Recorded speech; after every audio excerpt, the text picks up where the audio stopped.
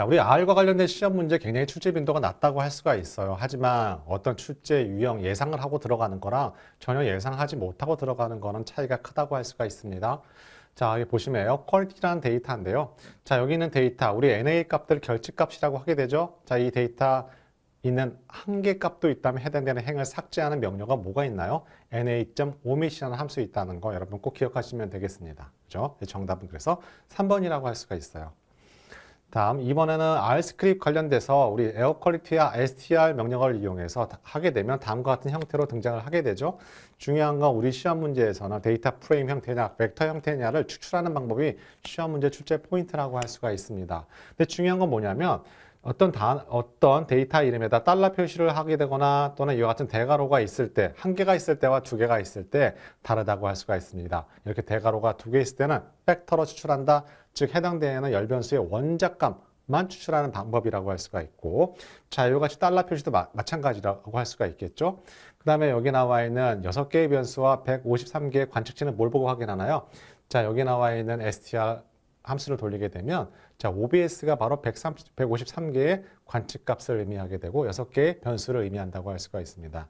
자, 중요한 건 이렇게 대괄호 2개에 해당되는 열변수 값에 우리 따옴표를 하게 되면 대문자를 만들게 되면 데이터 프레임 형태로 나오는 게 아니라 벡터 값만 추출된다는 것만 기억하시면 되겠습니다.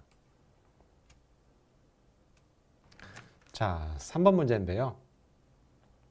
자, 우리 데이터를 나타내는 거, 우리 대표값을 나타낼 수도 있고 흩어짐, 산포를 나타낼 수도 있어요. 쓰이는 것마다 다 다르다고 할 수가 있겠죠. 우리 중심값을 나타내는 것들 뭐가 있어요? 평균값, 중앙값, 최빈값이 있을 수가 있고요. 그 다음에 우리 4번일 수도 우리 대표값에 해당된다고 할 수가 있어요. 하지만 흩어짐, 산포를 나타내는 것도 굉장히 많죠. 범위도 있고 IQR도 있고 여러 가지가 있을 거예요. 자, 대표적으로 두 데이터의 흩어짐을 알 수가 있는 그림들이라고 할 수가 있겠죠. 여기에 나와 있는 1번, 3번, 4번은 어떤 것들이에요? 대표값을 물어보는 것들이다. 하지만 여기에 나와 있는 4번이 범위 IQR은 뭐다? 자, 흩어짐을 나타내는 값들이다. 생각하시면 되겠고, 그래서 정답이 2번인 거예요. 자, 다음은 4번 문제인데요. 우리 시험 문제에서는 PCA라고 할 수 있는 주성분 분석 상당히 높다고, 출제 비중이 높다고 할 수가 있어요. 또 군집 분석도 높아요. 그렇게 하는 이유가 뭐냐면 우리 시험에서 파트 3에 해당되는 데이터 분석은 어떤 검정을 하기 위한 것이다. 데이터 분석을 결과가 보여주게 되고 그것을 올바르게 해석을 하는지에 관련된 검정, 라이센스 시험이라고 할 수가 있습니다. 자, 이렇게 주성분 분석을 하게 되면 주성분의 중요도에 따라서 표시가 된다고 할 수가 있습니다. 주성분 분석은 뭐예요? 차원 축소 기법이에요. 그럼 차원을 축소한다는 건 필요 없고 뭐가 발생한다? 정보 손실이 발생할 수밖에 없죠. 그렇게 하기 위해서는 어떻게 해야 돼요? 데이터가 퍼짐 정도를 최대로 하게 되는, 분산을 최대로 하게 되는 축을 찾게 되는데 그게 바로 PC, 주성분이라고 제가 설명드린다고 할 수가 있습니다. 여기 나와 있는 COM1, COM2, COM3 다 주성분이라고 할 수가 있겠죠. 그러면 우리 분산을 최대로 하게 해야 하잖아요. 그러면 여기서 뭐라고 나와 있어요? 자, 분산의 비율을 70% 이상 하게 되면 우리 여기 나와 있는 누적 분산 비율을 통해서 확인하게 되고 딱 보니까 70% 이상 되려면 어떻게 해야 돼요? 자, 주성분이 3개는 필요하겠죠. 그죠? 그래서 정답이 바로 3번이 정답이 되는 것입니다. 자, 4번, 다음에 5번인데요. 자, 다음 중 회귀 분석에서 독립변수의 수가 지나치게 많을 경우에 자, 부작용으로 물어봤습니다. 자, 다중회귀 분석에서 독립변수가 많다는 거, 분석 모형이 복잡해져 간다는 걸 의미를 하게 돼요. 그러면 해석이 어려워지죠? 그럼 새로운 데이터 들어왔을 때 일반화 가능성이 떨어져요. 그러면 과대적합했다고 얘기를 하게 되죠. 자, 설명력의 증가가 하나씩 늘어날 때마다 점점 줄어들어요.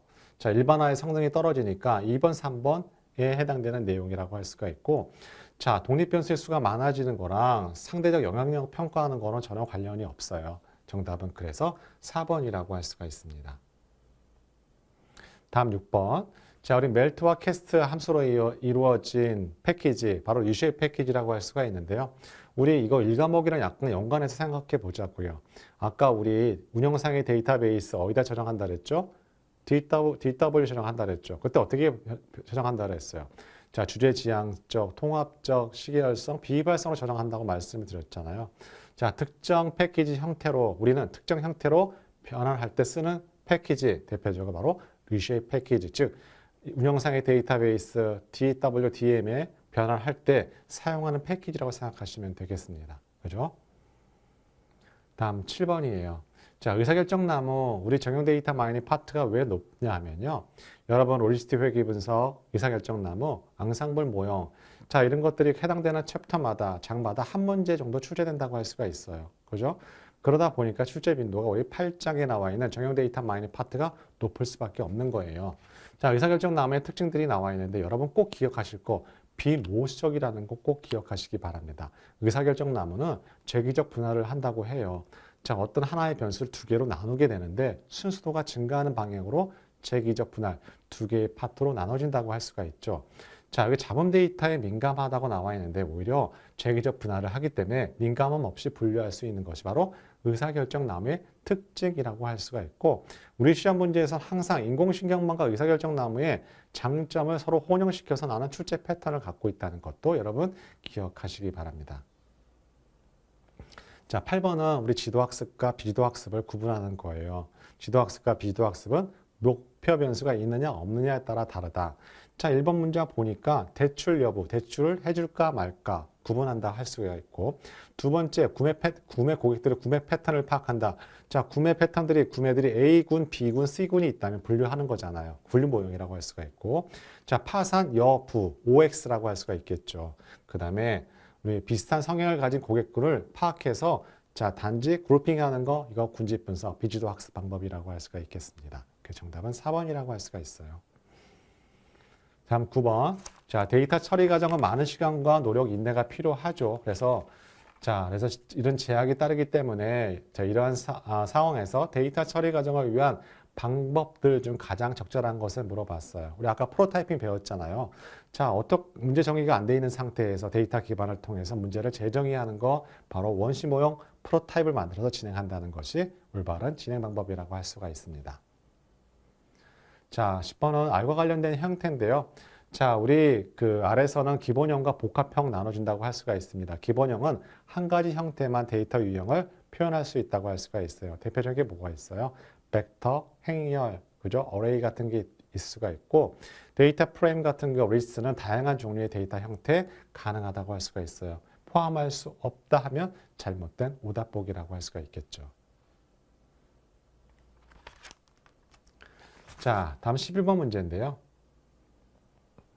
자, 11번 문제 한참 나오다가 R과 관련된 출제 빈도가 상당히 낮다고 할 수가 있습니다. 자, 그럼 새로운 변수를 만들고 싶을 때 우리는 페이스트라는 기능을 이용해서 새로운 변수 만들 수 있어요. 자, 여기 month와 day가 변수가 각각 있잖아요. 이 변수를 month equal day로 만들려면 자, 서로 붙이는 기능을 하게 되는 paste의 함수를 쓰게 되면 이와 같은 역할을 할 수 있다는 정도만 알고 가시면 되겠습니다.